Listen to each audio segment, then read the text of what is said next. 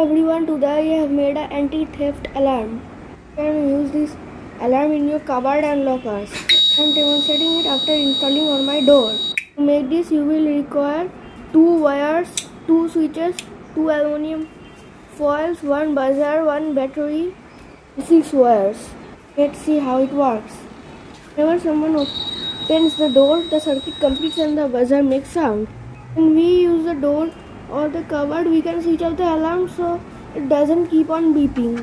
We can again switch it on when needed. It's very easy to make and cost very low.